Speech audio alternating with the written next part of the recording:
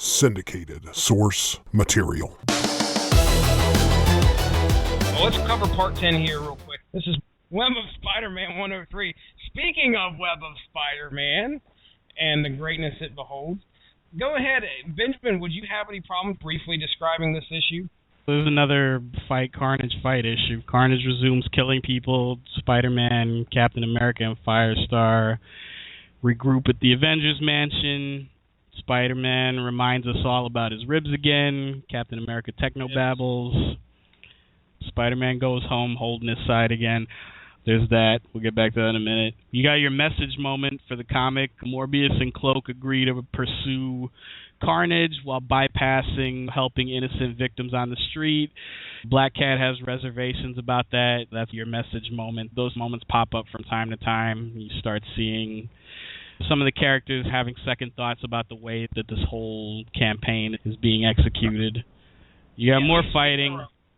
No, Shriek and Carnage actually have Venom hanging over a fire like a turkey leg inside the torch of the Statue of Liberty, of all places. It's quiet and out of the way, I'm sure. We've got a quick interlude. Everybody's holed up at the Parker's apartment building in Liz's apartment while Mary Jane is alone upstairs, probably just to make it easier for Peter to come in as Spider-Man and for them to reconcile. There's more fighting. And then there's Nightwatch. Please let us know all about Nightwatch. I realized I was prepared to get way more angry about this than was necessary for the amount of time that this character occupies in this entire story. And believe me, I paid attention this time. This is a useless character in a story full of useless characters. This is a particularly useless character. You turn this page, and it's this guy dressed all in black and red and white with a cape, a very large cape that appears to be alive. He has powers. If you had been reading Image Comics for the past year, you may find that this guy looks familiar, that he might resemble somebody that you've seen before. With God as my witness, I swear that this character was created as a way to stick it to Todd McFarlane. This was a year after Image was founded, which, by the way, Spawn #1 actually came out almost at the same time that Carnage debuted in 1992. But this was a year later, and we've got one of the most blatant knockoff characters I think I've ever seen in Nightwatch. We'll use some technology that to create a costume that gained sentience, some crap like that. I've read this origin several times already, and I still can't make any sense of it because I can't get over how blatant it is. He serves no purpose in this story. Morbius was in the running for the most useless character in this story, but at least he hacked a computer at one point. Oh, yeah. Like, Nightwatch is in one panel pulling Black Cat out of harm's way. That's about the most useful he becomes in this entire story, and that was the first panel he appeared in full. So I hope you guys enjoyed that, because it's all downhill from here. I can't wrap my head. This character had a 12-issue series after this. Somehow they got Ron Lim to draw the first 2 or 3 issues. Wow. Which is really a waste of Ron Lim. And then he disappears from the Marvel Universe because nobody gave a shit about him for about 18 years. That's a good thing. He popped up again in the issue of She-Hulk last year. And I guarantee you nobody but us is going to know who he was in that comic. Oh, man. Okay, we've officially spent too much time talking about this dummy. Nightwatch. Well, hold on. Jason Teasley, I want to hear your quick impression on Nightwatch real quick. Now I want to give mine. Like Benjamin said, it's blatant plagiarism of character. It's almost comical how close of a resemblance that Nightwatch was. Like, well, I've seen this guy before, but I'm pretty sure his name was Spawn. It goes to show you how big the corporate machine of Marvel was, that they could blatantly rip a character off like that and get by with it with no repercussions whatsoever. And then just kind of shelf him for, like Benjamin said, 18 years, and then bring him back, and everybody's like, oh, who the hell's this guy? Well, I get to tell my story now. Benjamin, when we were talking, Benjamin says, oh, man, fucking Nightwatch. And I said, what? Who's Nightwatch? Is that the character that has black and red? Now, if you look at Nightwatch's costume, it is black and red. So I thought he was actually talking about Night Thrasher, which is a guy who wears black and red. So I'm reading this issue. It's the first time I've ever actually sat down and read all of Maximum Carnage straight through. Never read this issue. And I'm going through and I turn the page and holy shit, it's Spawn. I seriously thought it was Spawn right at the beginning. And then I was like, oh, this is Nightwatch. This is what Benjamin was talking about. I had no clue about this guy.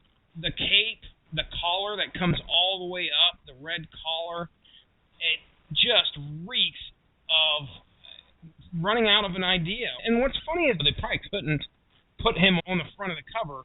Granted, they hadn't done that with all the heroes throughout this series. It's not like they say, inside Captain America, inside so-and-so. Well, I wasn't expecting Spawn to show up in a Marvel comic. Of course, we find out that it's Nightwatch.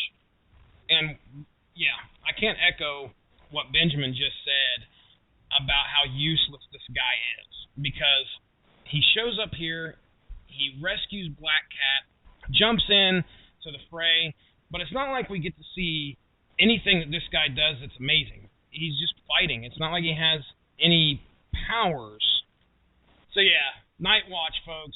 Nightwatch is our hero of the issue here that we get, and I don't even know if we want to call him a hero, but man. Alright, so yeah, we're in the midst of this fight. Nightwatch shows up, and we're pretty close to the conclusion here. How does the issue end again? Spider-Man reconciles with Mary Jane and then goes rushing back out of the house. He crashes a hostage situation at a police station. And clearly Terry Cavanagh has no idea how holding cells at police stations work, because this is very clearly stated to be a police station, and inside it looks like a penitentiary, which are not the same things. There are no cell blocks. Usually a police station has a small holding area where people cannot be detained for longer than 36 hours. They usually don't keep prison uniforms. The point is, for the first time since the beginning of the story, Spider-Man finally gets to kick some ass, and it's pretty good. He thwarts all of these escaped inmates and makes quick work of them, saves some lives, and he says at the end, the good guys won this battle. So he's feeling pretty good about himself by the time that's over. I guess it boosts his morale. Meanwhile, Cloak, Morbius, and Black Cat are getting prepared to cross the river to the Statue of Liberty to confront Carnage. The party with Spider-Man and Captain America and Firestar, Deathlok and Iron Fist to join them.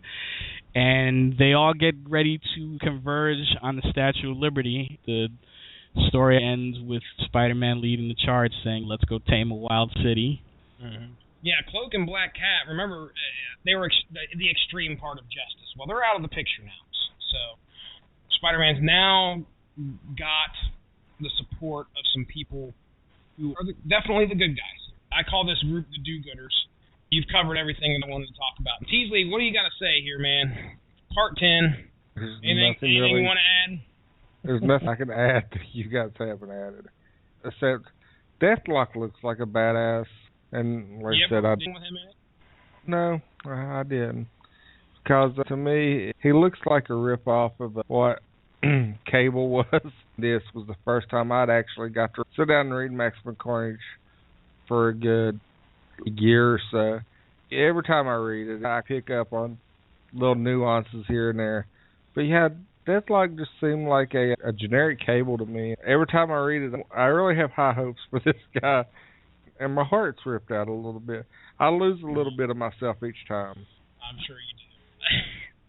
Well, it's good to see these guys are going to get their stuff together and try to rescue Eddie Brock / Venom and get this stuff erected with the city.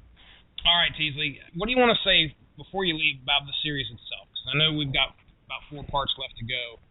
For anybody that hasn't read Maximum Carnage, do yourself a favor. It's definitely read it. Yeah, there's some inconsistencies to the story and the artwork and everything, but it got me into comic books. Carnage is a well-rounded character. When they stick to the maniac that is Cletus Cassidy, he's a pretty badass character. And I'm not so much a fan of all the spawns that came from Carnage, but... Spawns. Don't it? Those are some dark times. But if you stay with Simeonite of Carnage, you get some well-executed stories in the Spider-Man universe, especially if you go with Venom, because Venom is the anti-hero. He's not really a good guy, but he has to be a good guy. He's like the lesser of two evils, like seen in Maximum Carnage. He's reluctant to team up with Spider-Man, but he knows without the help of Spider-Man, there's no way to stop Carnage, and so he's got to be a quote-unquote good guy. But yeah, if you haven't read Maximum Carnage, it's one of the better arcs. Like I said, it's a massive arc. 14 issues, spanning across, I think, 4 titles. That's right. I have each individual issue, like I said, in the first part of this. I love collecting. I loved looking forward to getting that new issue, following the story and getting introduced to some of the characters that I wasn't too familiar with. But all in all, it boils down to my love for Cletus Cassidy and my love for Carnage so much that I will have a Carnage tattoo by the end of the year. Just trying to decide which one I get and where it will be placed. I want to say thank you to you, Jesse, for covering one of my favorite comic books and having me on to talk while I can when I don't have to be a grown-up. Of course, thank you to Benjamin for joining us. I always love being a part of any podcast with Benjamin. He's a great artist and a great comic book mind in general. He's very insightful when it comes to anything Spider-Man. This is I think it's like the 4th episode of podcasting I've got the honor of being with Benjamin. It's always been fun. So with that being said, I'm going to bow out of here, and I hope you guys have a great rest of the show. All right, dude. Take care of yourself. I'll talk to you later. Yeah, at the beginning of part 11 here, Amazing Spider-Man 380, we see Venom again being tortured in the Statue of Liberty. Night Watch and Morbius attempt to try and stop Carnage. They probably could give a crap less about Venom. Their main goal is to stop Carnage. And the city of New York still going crazy, and Shriek is standing up on the building and just letting loose with her psychic power, driving all these people insane. They're trashing the place. Cars are overturned. And there sits the Parkers and their neighbors watching this unfold on television. There is a point where the villains get the upper hand on those two, and they actually have to retreat. Our heroes are first going to go into the city, and their first goal is to take out Shriek. If they can take out Shriek, that will hopefully take care of most of the people that are being destructive to the city. So you take her out, and you stop the rest of everybody giving the city trouble. So in this issue, the heroes first knock Shriek out, and it's not like it turns the switch off. People are still doing dastardly deeds, the citizens of New York, but they need inspiration to turn their hearts to good. And there's a couple instances here I just want to touch on. One guy's getting ready to break some windows, and Captain America just stands behind him. He drops the brick, and he says he's sorry. He's come to his senses. Yep, Captain America's got super guilt powers, apparently. That's the best way to put it. He just looks at him. He doesn't say a word either. He just stands behind him, looks at him, and he drops a brick. And that's it.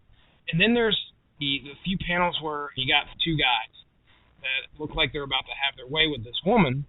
Firestar comes up, and of course, she talks some sense into him. And what's messed up is the fact that these guys are like, oh man, she's right. And they look over at the lady and they say, can you forgive us? And she's like, yeah, no problem. But wait a second, these guys were just about to do something bad to you. And you're just like, okay, yeah, no big deal. Okay, so there's Firestar, and then we got Deathlok. Probably my favorite part of this whole thing. The guy's running out of the computer store, and he proceeds in his thought bubble, right? Any of you out there that own a computer nowadays, this guy's walking out with his computer, and he's going, 10 megs of RAM, an 80 meg hard drive. Why shouldn't I take it? I deserve. And then Deathlok shows up, and it's funny because it's technological related and all this whole stuff, and Deathlok shows up, looks this guy in the face, and then he obviously realizes the error of his ways. Iron Fist shows up. This one guy's doing karate and nunchucks, hitting people all over the place. He's tired of being picked on, and Iron Fist stops him. Spider-Man does the same thing. So what we get here is a big bunch of PSAs by our GI. It just takes us back to the GI Joe PSA, public service announcements, talking to people that are obviously doing something wrong. But Spider-Man's definitely got the most extreme one going on here. Benjamin, you see what that lady is about to do to her kids? Yeah, apparently this lady is dangling both of her kids over the edge of a roof. It's pretty scary. One in each arm, like holding them up like they're slabs of meat. One of them's clearly an infant. That can't be good. No, that's one of the most extreme parts of it. But yeah, okay. So Spider-Man rescues and talks some sense into the lady. So she realizes the error of her way. So you're seeing a turn here, folks. The city of New York, inspired by these heroes, are no longer going to continue doing the evil deeds that they have been, and they're out of Shriek's influence. Once again, this is a nice idea. It's a good idea. It's one that was worth doing. The writers' hearts were in the right place. It's just, this was some heavy-handed execution. There's probably more coming. Doppelganger and Demogoblin show up to rescue Shriek, who is webbed to a pole, and then we get a fight. Our heroes versus our villains yet again. Do we get a new hero here? Surprisingly enough. I think we're done with new characters at this point. I'm pretty sure we finally had enough in part 11 of this 14-part story. We're done introducing new characters. During this battle, to truncate it, the villains are now about to become victorious. They have our heroes on the ropes. The city of New York picks up bottles and starts throwing them at the villains. So the city of New York is now turned and are on our heroes' side and are actually defending our heroes now. So at the end of this issue, it's inspirational because everybody watching this on TV starts seeing how the city is being inspired by these heroes. However, we have a bit of an issue as Shriek realizes that, oh yeah, I'm just going to go ahead and crank up my psychic do-bad power to 11. At the end of this issue, the city of New York, these people that were rallying around the heroes now turn their eyes and their weapons towards our heroes. So in the middle of this, we got Iron Fist, Spider-Man, Deathlok, Captain America, and Firestar. And it's not just the villains versus these guys. Now it's the city of New York and the villains versus these guys. What could possibly happen in the next issue? They're outnumbered for sure. Anything you want to add to this one there, Benjamin? Well, at the end, we get random Shriek power number 4 that gets pulled out of her ass. With that. Yes, tends to glow a little bit. Yeah, apparently she's the Human Torch all of a sudden. Towards the beginning, during the Fight Carnage fight parts, we get more fighting, much more annoying dialogue between the heroes and Shriek. This is a low point writing-wise, I think. Art's still pretty good because it's still Mark Bagley. The sun comes up at the Statue of Liberty. This is the second time that Morbius has to duck out because he got weak because the sun was coming up. Nightwatch flies him away, having done jack and shit else in the story up to that point. And I'm pretty sure, aside from like one page in part 14, I think this is the last you see of him. So seriously, what was the point? This did not make him look good. This would not have made me want to read his series. Yeah, I'm right there with you, dude. Right there with you. He shows up, does nothing, and then leaves. That's pretty much the gist of it. There's so many parts in this story where it just feels like it's a battle for a battle. I'll get into that at the end because that's pretty much my final thoughts on this thing. The hand gets heavier and heavier. That's right. Make sure to check us out tomorrow as Maximum Carnage continues, right here on the Source Material Comics Podcast.